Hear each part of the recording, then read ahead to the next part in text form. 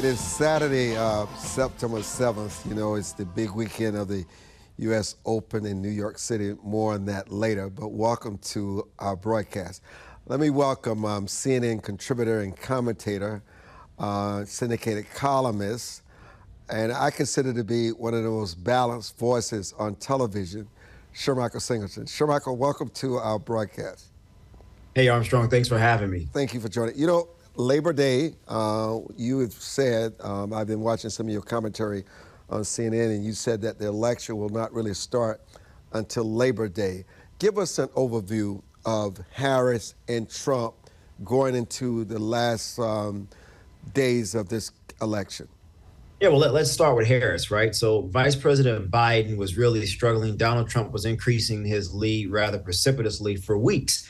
And with Biden stepping out of the race, Harris in many ways sort of reinvigorated the Democratic coalition. And so you saw the enthusiasm increase. You saw women coming back. You saw her increase in her margins with critical constituencies, African Americans, the Hispanic community. And so she had 28 to 38 days of a honeymoon period. And that was to be expected after a lot of Democratic voters was just uncertain of whether or not Joe Biden could get them across the finish line. However, you're starting to see it level out. The polling is starting to reflect the realities. Yes, it's tightened. Yes, she's going to be a more competitive opponent against the former president than Biden because that age factor has gone away. But there are now some new factors. How can she handle the economy? What's her plan to tackle immigration, the Israel-Hamas conflict? Three topics that you have seen the former president and Republicans, generally speaking, really focus on. And so the question for Trump, Armstrong, is can he be balanced enough in the 60-plus days remaining to execute that case against the vice president? So let's dig a little deeper. You're seeing more and more videos of Venezuelan gangs in New York. You look at what's going on in Colorado with gangs boarding up apartment buildings. How does this play out? And is this symptomatic of something greater that's going on? And how are both campaigns addressing this growing issue? Well, so Harris is saying, look, the Biden-Harris administration attempted to work with Republicans and Senate Democrats to pass and ultimately sign a bipartisan legislation. And that's been her argument thus far. And she says, well, Trump is the one that ultimately led Republicans not to vote for it. That's why it failed. That's been her argument. But Trump, however, on the other side, I said, well, wait a minute here. You have been vice president for 3.5 years. You could have taken executive actions with the president to tackle this issue. We're seeing migrants continue to come into the country. In 2022, we had one of the largest waves, estimated over 1 million. With what's going on in Venezuela right now, in Maduro, the expectation is that you'll see more migrants fleeing the country, attempting to seek asylum in the United States. And so Trump's argument is, sure, you can potentially blame it on a piece of legislation, but over 3.5 years, you've had executive actions. Democrats controlled the House and the Senate, at least in the first year or two of the Biden administration. You could have focused on this legislation then, and you did absolutely nothing. It's really interesting now that you're attempting to blame that on Republicans. And then I think another intriguing question that the former president has asked, and he should ask this in the debate, if given another 4 years to tackle this issue in existence with the plethora of other issues that you're saying you will now improve upon, you haven't done that over 3.5 years. Why not?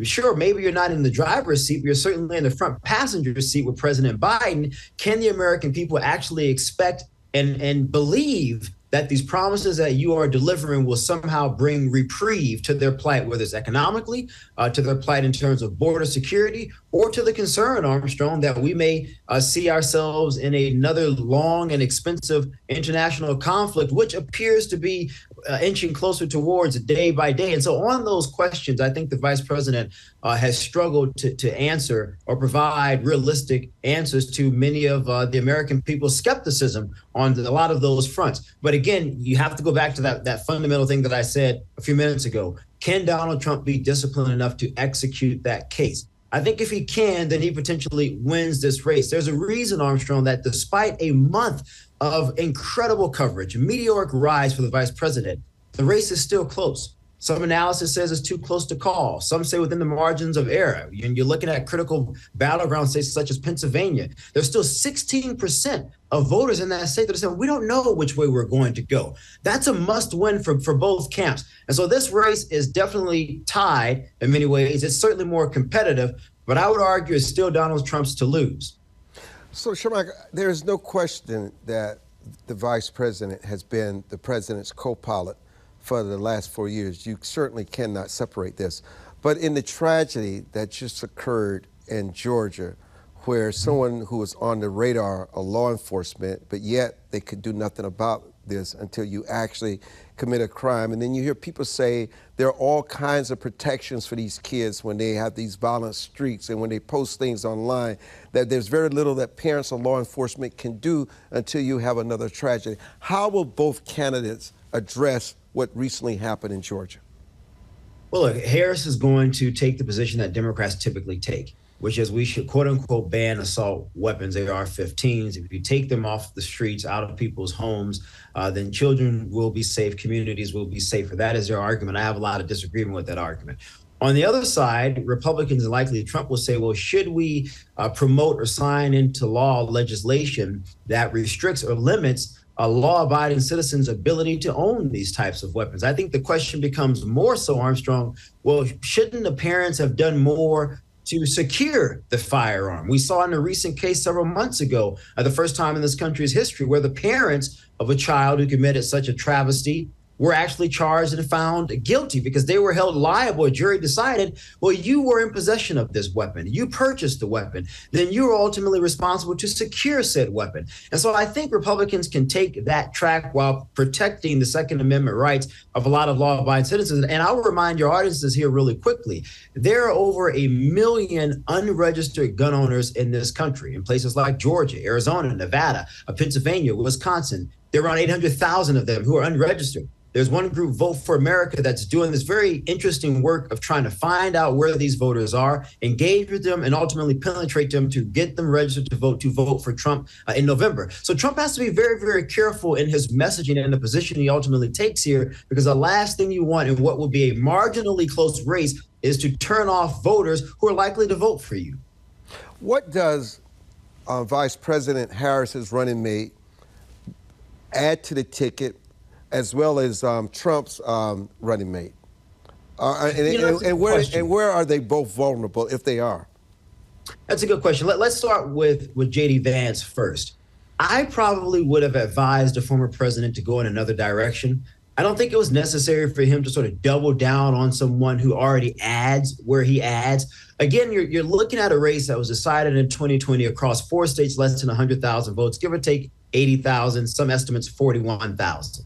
So you need someone who can mathematically increase around 3 to 4% in the suburbs. With voters who were resoundingly strong, a base, if you will, for Republicans for 2-3 decades, that have now slowly moved to the Democratic side because of the reproductive issue for a lot of those suburban women. Maybe some of the more educated, moderate-leaning Republicans don't like some of Trump's pronouncements or his character traits or behavior. The party has ceded a lot of those voters to Democrats. But Kamala Harris makes it interesting. She's not a quote-unquote moderate like Joe Biden. And so with that calculation and the thought process that there's a possibility that Biden won't make it until November, which a lot of people sort of assumed, right? This wasn't necessarily a big surprise that he was going to get out. I think the question internally was, well, when, for a lot of folks in D.C. So if you're basing your calculation on that presumption that this guy may drop out of this thing, I'm choosing someone who's going to add, again, that 3 to 4% to my to my principle. The campaign, in my opinion, made a terrible mistake. So, but nevertheless, they're doubled down. I assume they're hoping to overly excite and energize Trump's base, maybe some of those lower propensity, right-leaning voters who may be intrigued by a nationalist, populist message. We will see if that strategy ultimately works. Looking at Harris on the other side, she had 2 options, right? You're looking at Shapiro out of Pennsylvania.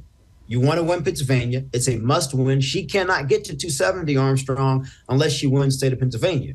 But then you have Shapiro being Jewish. And we know that is a really, really divisive issue among younger voters in the Democratic Party because of Palestine. Israel and Hamas has really turned them out. We saw a lot of protest in May. you need to at least get around 21% of younger voters nationally in order to potentially win in November if you're a Democrat. Harris, I would assume, understood that it's a risk. We potentially put Michigan in play for Trump to win if we see a decrease in the Muslim turnout, if we see a decrease in younger voter turnout, or if we see both of those camps voting for a third party. That's also not beneficial. So then you start looking around, where else can we choose someone? You look at someone like a Governor Walz. He's from a Midwestern state. He's a hunter. He has that sort of folksy look. He talks in lingos about sports and football, where sort of the common non-college educated white person would understand. The assumption there is that he appeals more to them, where we know Vice President Harris has some real vulnerabilities. But from the Republican side, Armstrong, you have the opportunity to attack him on the cultural front. Tampons in boys' restrooms. That's a bit weird to a lot of people, to use Governor Walz's words, if you will. Then you have the tax issue in his state, with it being one of the highest tax states in the country. So as the issue of the economy is number one for a lot of voters, you have an opportunity there to attack him and the ticket overall there. So while there's some vulnerabilities for him that Republicans can take advantage of, I think for Harris, she was looking at it from the perspective, this is a far better option for me than going with Shapiro, because we cannot take the risk of losing Michigan or putting Michigan in play for Republicans. You know, the X factor, R.F. Kennedy Jr., can he move percentages in these battleground states like Nevada and Georgia and up in the presidential hopes of the vice president? That's a great question. And I think from a strategic position, you got to figure out, one, where are those voters? Now, we know that data suggests that Donald Trump performs incredibly well with low propensity or disengaged voters, generally speaking. That's why you see him doing a lot of interviews with podcasters, Joe Rogan, Lex, et cetera. These guys that have a huge reach, they're averaging 50, 30, 40, 20, 10 million views per episode, getting more views than cable news shows, Armstrong. So this is a sector of the American populace that isn't watching traditional news, whether it's cable or local. But to see an interview with Donald Trump, that may get some of them to turn out and vote. I would argue that many of RFK Jr.'s voters, supporters would sort of fit in that voter profile, if you will. So my next question becomes, well, where are they? What percent of them are in some of these battleground states? And once you figure out those two questions, then I would say from the campaign's perspective, you need to get RFK in those states, do some town halls with Trump, have him there with J.D. Vance, and have him there on his own as a surrogate, talking to his voters, making the case for why Trump is a better option for their values, which are RFK's values, than Kamala Harris and Governor Walz. You know, finally, SHERMICHAEL, we usually talk about the October surprise in October, but we've seen so many surprises so far in this election. Is there anything that you foresee that could upend this election? Armstrong, there are so many uncertainties right now. I mean, again, we all, I think, expected that there was a chance that Joe Biden was going to get out of the race, but no one really knew when. No one knew he was going to make the announcement on Twitter, of all places, right?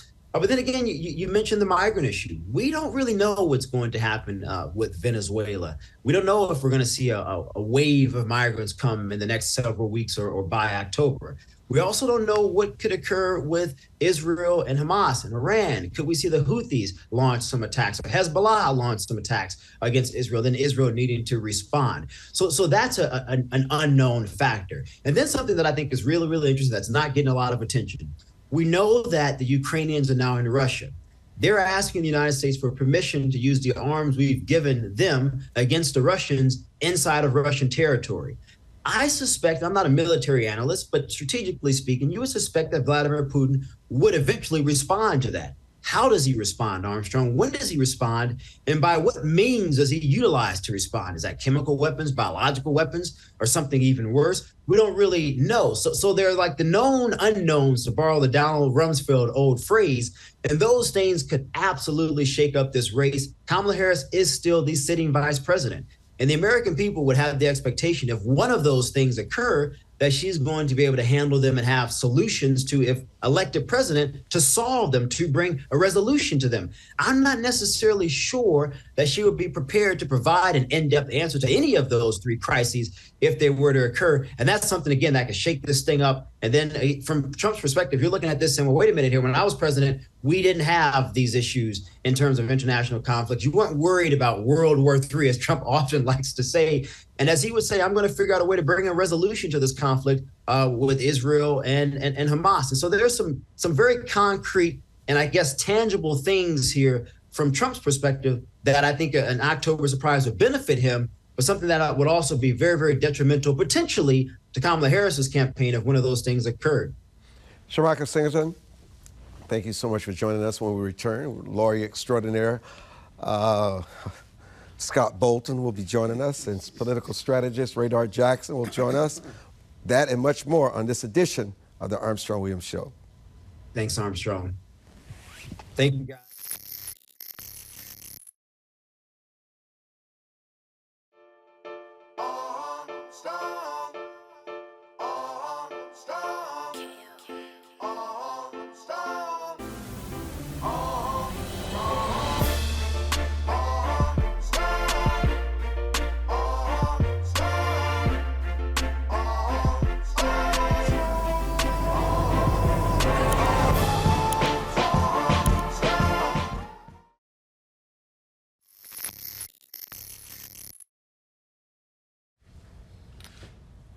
Welcome back to the broadcast.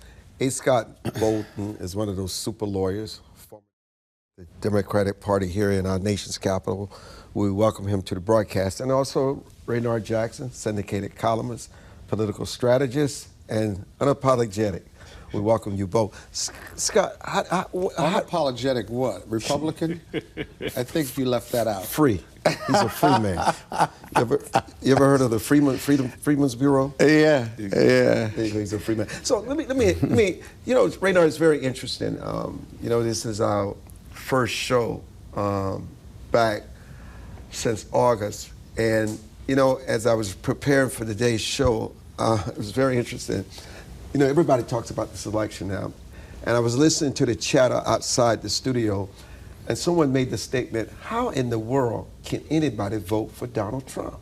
This person, who's very sophisticated, said in her world, she could not see how anybody could vote for Donald Trump. How would you have answered that question for her when she said, how in the world can anybody vote for Trump? Well, that's very simple, Armstrong, and thank you for having me on your show. We're not voting for Mr. Congeniality. President Trump, or former President Trump, is not going to be everyone's cup of tea personality-wise.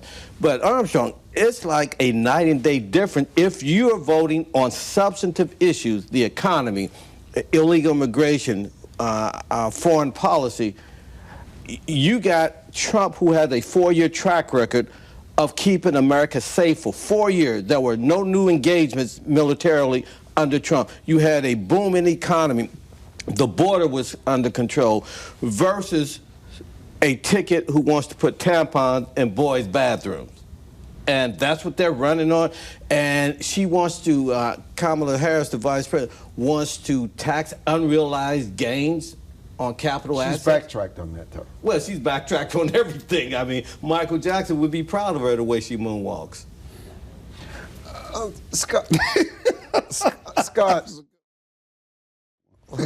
at least you have the whole moonwalk is Michael Jackson thing. Lacked substance, but it was a good one. Why? Then there are those on the other side who says, how can anybody vote for Vice President Harris, who's been hidden, was given the border, was the border czar, and all of a sudden, in this make me over, she's this fierce leader, she has courage, she has background, she was in the room, she's an expert on foreign policy, she can bring America back to greatness and civility. Mm-hmm. Well, all those points you made are political rhetoric.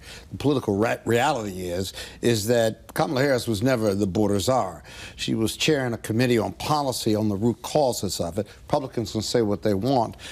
Secondly, the 34 million votes she got in the primary and 3.5 years of being the vice president did not make her the ultimate decision maker, but 34 million, I think that's the number, voted for Biden-Harris. So you can't say that this is some newfangled idea the Democrats came up with. The candidate that the Republicans are running against now, of Kamala Harris, is not the candidate that ran for president 4 years ago and got out before New Hampshire. This is a seasoned, disciplined candidate who's running for president, who received votes on the Biden ticket and is building a movement of voters, of women voters, young voters, even Arab voters are coalescing around her leadership that the Democrats were leaking under Biden. And so the Republicans can keep trying to run against that prior candidate, right? But that's an illusion, if you will. This is a new discipline candidate. And as she lays out her economic policies, the border issue, I'll be honest with you, is baked in. Under Biden, there were some serious issues there. But since the executive order, and the reason the Dems didn't want to do an executive order until the Republicans forced them to do it by going against the Langford bill and Donald Trump killing the Langford bill, what tells you they don't really care about the border. They just like it as a political issue. They had no choice. The Dems had no choice but to do an executive order, and the executive order came with no money. The other reason the Democrats and Biden didn't do it for 3.5 years, the legitimate response is that it came with no money. The border bill came with money, which could hire more personnel, hire more administrative judges, invest in security along the wall that Donald Trump built, as well as the only thing left was to spend the money that's been allocated already, and the Biden administration has done that too. The numbers are the lowest it's ever been, at least in the last 5 to 10 years, as we know, because of that executive order. But that's a good thing. The Republicans ought not be criticizing and having a dystopian view because the border numbers are down. That shows, again, it's a political issue for them. Not really into resolving that issue. So it's a different candidate. You've seen her surge. She's ahead in some states, and generally 3 to 5 points. The debate is coming up now. She's going to surgically prosecute him with facts. He's going to bully and use hyperbole. And when the American public sees all that they're voting for, the chaos, the criminality, and the chaos, criminality, and corruption of Donald Trump, she lays that case out. It's going to be hard for anyone in good conscience, unless you're a MAGA supporter, you're just going to vote the party, to really vote for him. And that sliver, that 15% of independent suburban women, they've got choices to make.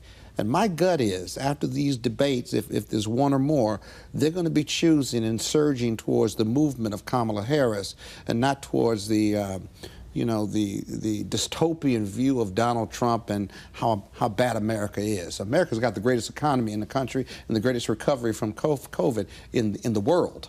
And so we can't deny that. We can't reject that. Oh, yeah, we can't deny it, but I do reject it. Scott, come on. The reason the numbers, the illegal immigration numbers are down is not because they've clamped down on the border. Now, we're spending tax dollars flying illegals from all over the world.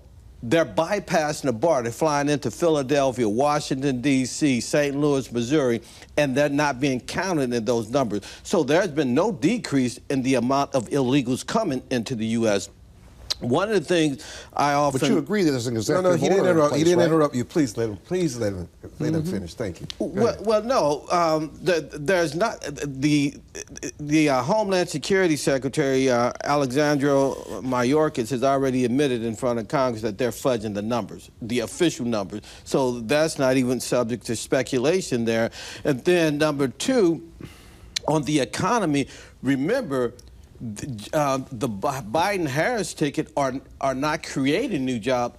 These jobs are recovery jobs that are people who were laying dormant because of the virus coming back into the workforce, number one. And then all the few new jobs that have been created are going to foreigners. Almost 100% according to the Bureau of Labor Statistics. So these new jobs, and then, of course, a couple weeks ago, the Biden White House, they adjust down these numbers on job creation. It went from 800,000. I mean, they reduced it by 800,000 numbers.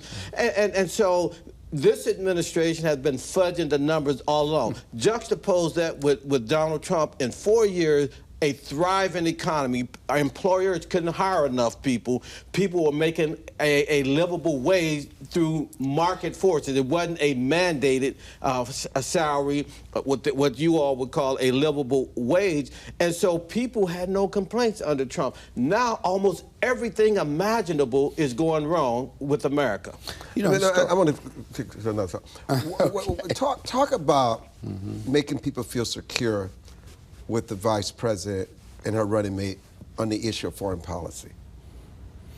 Well, under the Biden-Harris team, foreign policy and reuniting NATO as opposed to being an isolationist like Donald Trump has been not only strengthened, but those numbers to NATO have been increased. It's always interesting when Republicans want to lay blame at Biden-Harris for conflicts around the world. I'm not laying blame. I'm just asking you to simply. Republicans lay blame and said no conflicts for 4 years under Trump. Trump controlled that. I think this is a very good conversation. I think people are learning and being educated. Yeah. I just want you to explain their foreign policy.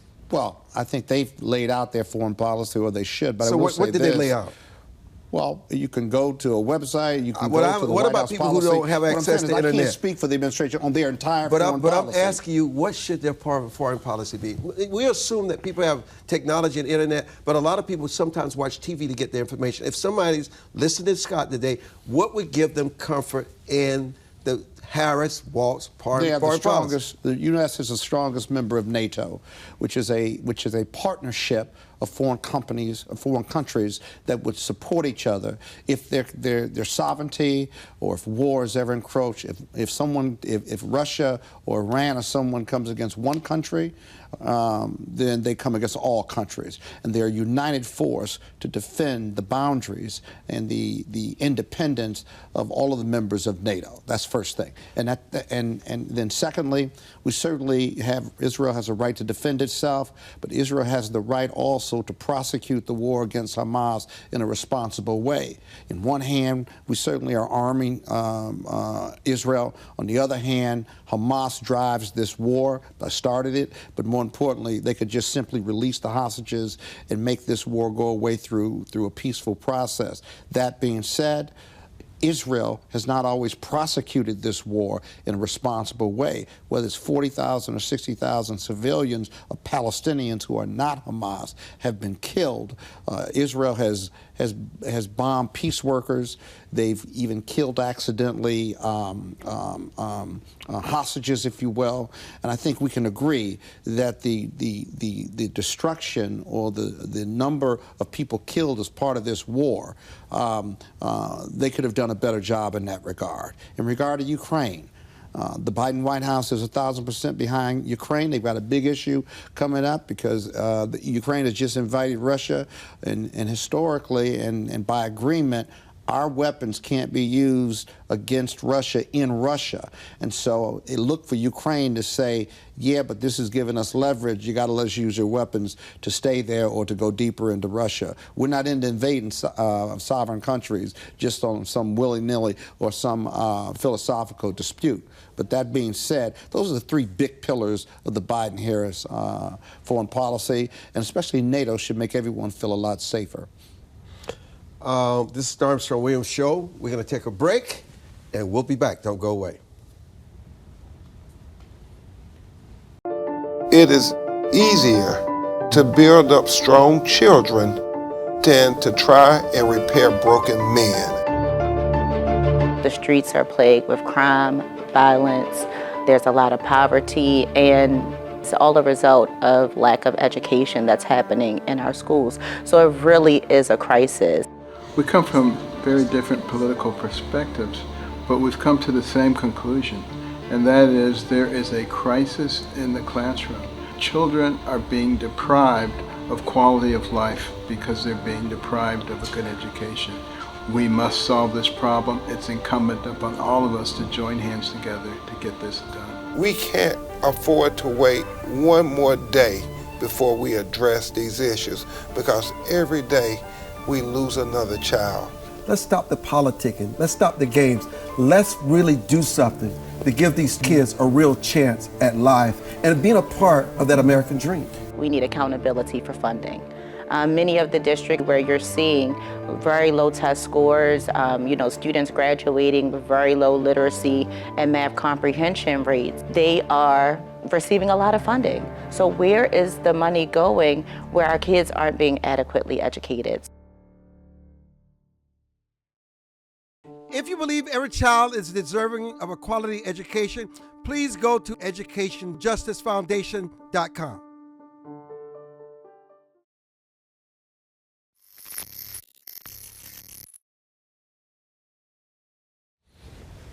And welcome back to the broadcast with our very special guest, super lawyer Scott Bolden and strategist Raynard Jackson. Raynard, how important is character in this election?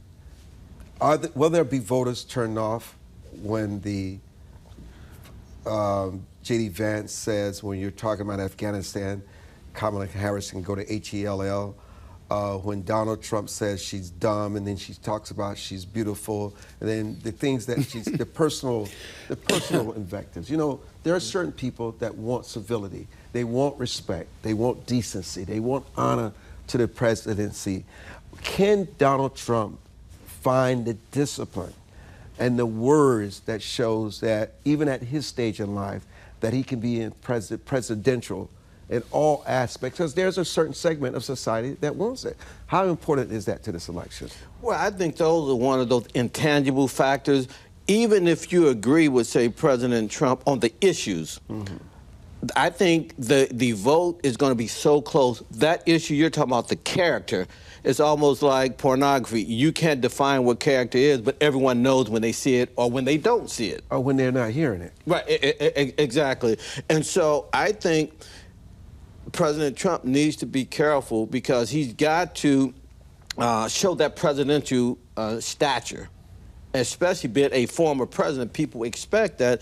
And again, the race is going to be so close that those 1 or 2 percentage points either way could be that margin of victory in a state like Minnesota or Wisconsin. So I think on both sides, and you go to Kamala Harris and Tim Walz's side, character with them is, I don't know when to believe you, because you say this, you said this, now you're telling me don't believe what I said, and that the media is lying. They're pulling a Donald Trump. It's fake news. And yet we have videotape of what you said. So, but I think the people who care that much about character, I don't think these are the people who will sit at home because of that issue. I think they will hold their nose and vote their interests at the end of the day. You know, Scott, Hunter Biden pled guilty to tax fraud in Los Angeles court this past week on Thursday. What does that mean for him? That means he's been in the criminal justice system.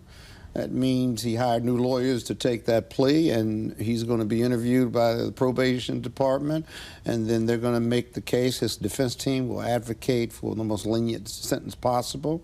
The special prosecutor may not disagree.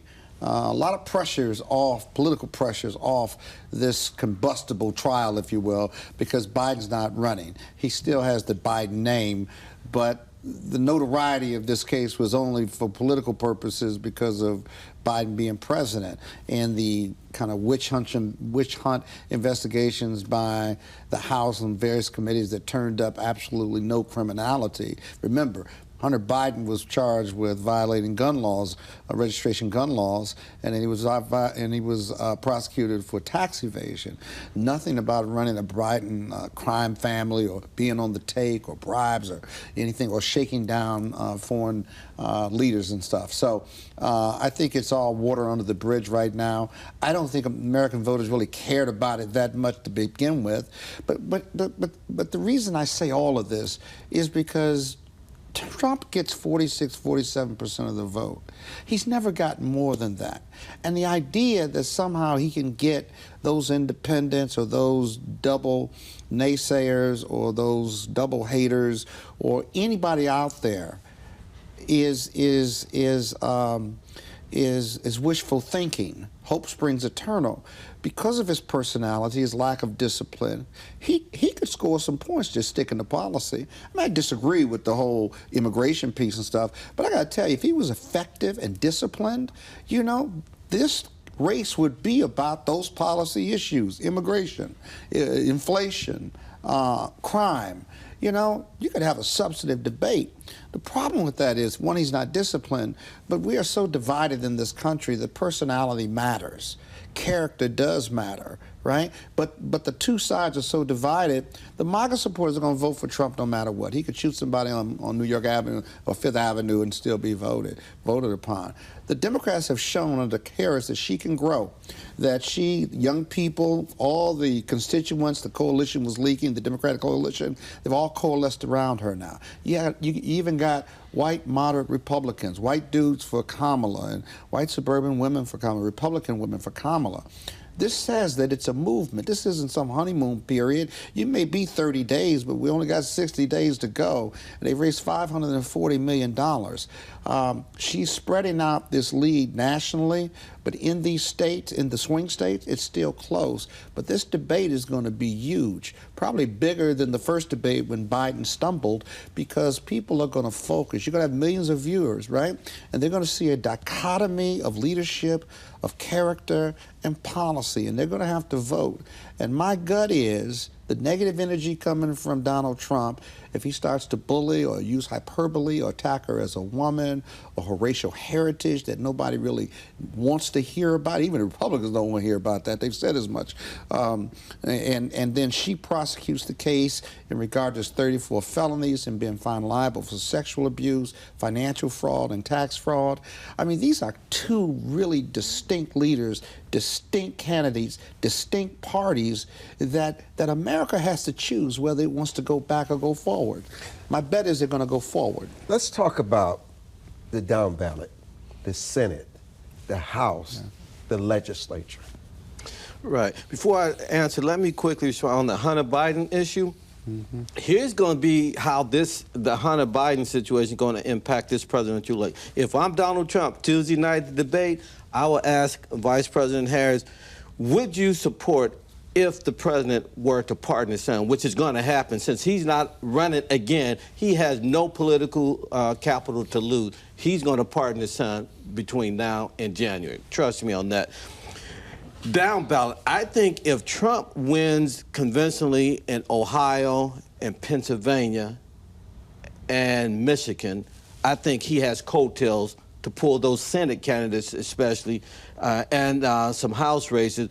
If it's a close race and say Trump ekes out a win in Pennsylvania, Michigan, and Wisconsin, he probably won't have coattails. So the reason the Senatorial Committee and the House Campaign Committee are playing kumbaya with Trump, because I'm telling you, Armstrong, I've been in some of these meetings with both of these committees. Half the caucuses in the House and the Senate do not want Trump winning. And yet they know their fate in their respective bodies of Congress are tied to how well Trump does. So it's they're thinking about the long term, the future. Exactly. So they're almost like, we'll tolerate Trump being at the top of the ticket. But they know he could hurt them. Exactly. Yeah. Oh, no, yeah. big time. Big time. Yes. Yeah, no question. So I think down ballot is going to depend on the top. And if Trump, not only in this upcoming debate Tuesday, but if Trump stays on the issue, Armstrong, I put it this way. So you agree with Scott? Yeah. The Democrats can't win in November, but Trump can lose. We don't agree on that, for sure. But Armstrong, I want to bring this to you. You know, there was a story where Russians used the front company, United States, to pay influencers almost $400,000 a month. They did not realize the money was tied to Russia propaganda. But you and I discussed this before the start of the show, and I think you said something that I actually agree with. Not that it's unusual, I agree with you. But talk about how these entities are trying to infiltrate our election, and how these influencers who don't have the same guidelines and policies that we must follow, because I adhere to FCC guidelines as a broadcast owner, and add someone who's on the air in the commentary and anchor role. But talk about what you said, because I thought you made a very good point. Well, this is fertile ground. You know, if you look at I'm not going to make it a Republican issue because I think it's an American issue, but how the Russians and Iran get here is there's fertile ground in regard to the Republicans' view of the world and their campaign to retake the White House. These bots and these individuals have gotten a lot more sophisticated than 2016.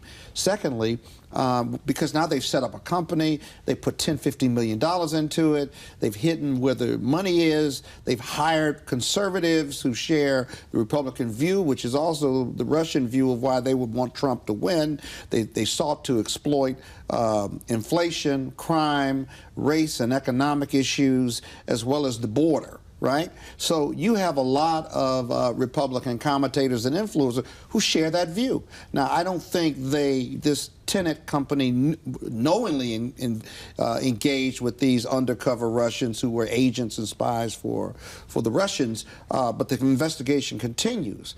But it also shows this, right? That the Republicans or the Democrats, we got to be more vigilant.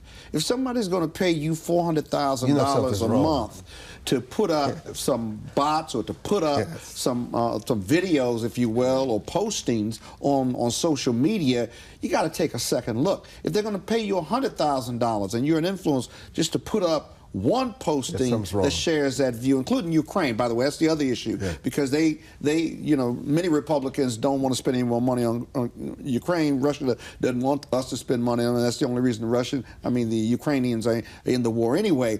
But if somebody's going to pay you $100,000 for one posting, which we get from the indictment, you got to take a second look. You got to think hard and long about that. Now, they focused on the Republicans because the Republicans have their policy positions are consistent with Russia. But that doesn't mean they're not trying to infiltrate the Dems either. And so the public's got to be vigilant. DOJ and the other investigatory agencies at the federal level are all over this thing. And today they acted, or yesterday they acted. 2016, they knew about it. They didn't act because they didn't have the technology, or they didn't believe they had the power to do it. Or the interest. Let me raise this with you. You know, the Democrats enjoy trotting out Mary Trump, Trump's nephew David, who just hammered the former president's character, being a liar, and that gets a lot of play. But what happened this week? Tim Walz's family members were marched out, who says never Tim Walz. And so all of a sudden, you have this narrative. Now, the mainstream media, they blow up Mary Trump, they blow up Trump's nephew, but little about Tim's Walz family doing the same thing. Not that it really matters, because we all have family members that if any of us were running for office, it's the reason you can't choose them. I got some of them who will not vote for me. But yet, all of a sudden, that has become a part of the playbook of these campaigns. Right. Well, I think this is more media-driven. It's salacious, and the media, you know, it gets clickbait. As I put it often, Armstrong, weak people take strong positions on weak issues. We have a country to save, and we're worried about someone's cousin or uncle or aunt saying so-and-so is a bad guy, I wouldn't vote for him for president. I think that's just much ado about nothing on both sides, because everybody knows when your family member comes out against you, and you've been through this a lot publicly, people they're mad because you didn't do a favor for them or you didn't do this for them, not that you are obligated to. These are adults we're talking about, and so family members, I get family members back home in St. Louis, Armstrong, I'm telling you, they throw me under the bus in the newspaper back home, all because I wouldn't give them some money or something like that. Well, I think Lara Trump, not Lara Trump, the Trump family members who are against Donald Trump, Mary Trump, rather, they certainly have been in litigation. That's all been disclosed about how perhaps she was written out of the will or there's some bitterness there. Trust, what have you. And so there's certainly issues there. I'm not completely clear on the whole Walsh thing. I think what you said about, well, you know, not loaning somebody money or some family dispute goes back, that's probably right there. But I don't think either campaign, you know, there's such a sliver of voters out here. They're trying to get every vote, and if that turns somebody, which I don't, either way, on either party, they're trying to do that. But in my opinion, this is all about human decency, right? This is a country that's starving to be unified and for human decency to return to the, to stay in the White House, if you will. And what you get from Trump is a lot of chaos and stuff and mess, if you will. If we were talking one-on-one in the barbershop, it'd be, you know, that cat messy. He's messy. And so women, he's losing women 2-1 now. And there are more women voters than male voters. And I got to tell you, if she continues to sop up the female vote across racial, economic, and political lines and stuff, she's going to be tough to beat. But whoever wins Pennsylvania, I agree with you here, they're going to, and they win it big, because we're trying to overwin. Trump's just trying to win, or let's say he's trying to overwin, right? If you win Pennsylvania, life gets easier for you on election night with the other swing states and with the what do you call it, the vote count. But you know what's fascinating? With a very popular Democratic governor, Shapiro, Pennsylvania should not be in play. And you have Fetterman there, who's been very strong in Israel. Pennsylvania should not be in play. It should be something that is a foregone conclusion that the Democrats should win. The fact that it's not tells you just how razor close this race is. And she can say whatever she wants to say about fracking, but people are going to remember what she said before. No question. That's just a fact. But look, I can't thank both of you enough for joining us. I like it when we have these civil, respectful conversations, because voters want to learn. They want to be educated. They want media that they can trust. And both of you acquitted yourselves very well today. Your viewers listen to me more than Raynard. Well, we will let them decide that. He ain't bad guy. He just misguided. Yeah, we'll be back to talk about Israel and a little about this big weekend. It's U.S. Open tennis weekend. Scott and I've been there all week. We've been hanging out at the U.S. Open in New York. Yes, sir. We'll be back. Don't go away. Wow. I wasn't here.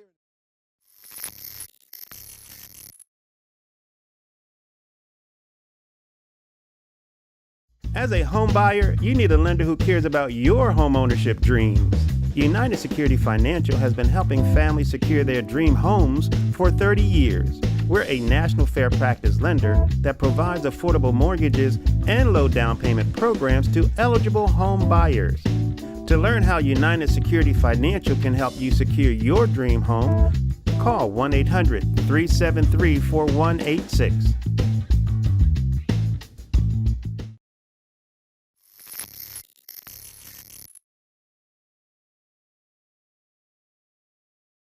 Oh, yeah. And welcome back to the broadcast.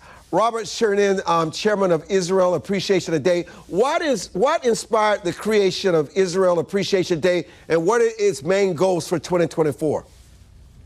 Hello, Armstrong. Good question. First of all, I was listening to your prior episode. I think America does really want to come together, and the issue of Israel is one of those issues. When we look at October 7th, I can't define evil, but I know it when I see it. And the attacks on October 7th, to me, were evil, and I think much of America feels that way. I think in a nonpartisan, I don't even like to use the word bipartisan anymore. I want to see something in a nonpartisan way. And certainly the brutal murder of the 6 hostages was just another example of that. So what inspired Israel Appreciation Day was the real need to come together in this country to celebrate all the things that make Israel important, not just to Israel, of course, but to America and the world. And it's not just because they're a Jewish state, and it's not just because they're a strategic U.S. ally, but all the things that we value in the Western world, right? Human rights, freedom of religion, freedom of speech, freedom of press, right? There's a reason all the international press bureaus have their offices in Israel and not elsewhere in the Middle East. rule of law, democracy. So Israel Appreciation Day came out of the need to bring both sides together in a nonpartisan, interfaith way, not just Jewish, Jews supporting Jews or Jewish Americans supporting Israel. The other issue is the misinformation and the narrative that's out there, especially among our college kids who don't even understand the issues. All they understand, they've bought into this narrative that Israel is an occupier and is bad, and Hamas are victims and they're good. And we need to educate, especially our younger generation. So that's the genesis or the reason Israel Appreciation Day came together initially. And when and where are you celebrating this, and how can people participate? Well, first of all, I want to let all your listeners know we're thrilled to have you as one of our main speakers in the show. So thank you for participating, because it really is about America coming together. Just go to IsraelAppreciationDay.com. You'll have all the information there. It is an event you can join in sort of a two-way town hall structure. It is a totally virtual event, and I will share with you, Armstrong, this was initially what I call a bricks and mortar live in-person event in D.C. until our venue canceled us when they found out what the event was about, allegedly for a mechanical issue 2 months in advance of the event. So go to IsraelAppreciationDay.com. You'll get all the information there. It is a virtual event that will have reach all across the country, because we have politicians, we have Hollywood, we have the media, we have important voices in the media like you who's speaking at the event, but we're also going to be beaming in people from Israel. It allows us an incredible reach for Israel Appreciation Day. And this is the first annual. This is something we're going to do every year to try to help educate the young people in an entertaining way, which we know is important, and come together like your prior guests were talking about in a civil manner to discuss, educate, and really change the narrative about how people understand Israel and why it's so important to Western values. Well, listen, I cannot thank you enough, and I'm so looking forward to participating. I think it's very important that we support Israel in their plight, that we also support and uplift the people that continue to suffer in Gaza and pray for a solution and just rid ourselves of Hamas and people who want nothing but tyranny and destruction in that part of the world. And thank you for having this Israeli Appreciation Day and for joining us. I mean, it is something that is very necessary. When something is canceled, something else becomes available. And the great thing about it is that we don't lack creativity. And I look forward to joining you, and I hope everybody else joins and participates also. Thank you for this, and thank you for joining us, Robert Chernin. Thanks, Armstrong. You're welcome. Thank you. Let me just say this to you. As I was saying with Scott, we were at the U.S. Open this weekend. We had 4 Americans. You know what happened on Thursday and Friday when the ladies played and when the men played in the semifinal. And now we got the finals tonight. The women's finals are today. That's right, today in Flushing Meadows, New York. And you know what happens before the NFL season starts? You have the U.S. Open men's finals in Flushing Meadows, New York. So enjoy it. It was a great time hanging out with the players, celebrated America and American tennis. American tennis is back. This is the first time since 2003 that we've had America's men and women in the semifinals. Okay, enjoy your weekend and enjoy tennis. And pro football, it starts this weekend. Armstrong, baby. Go Cowboys.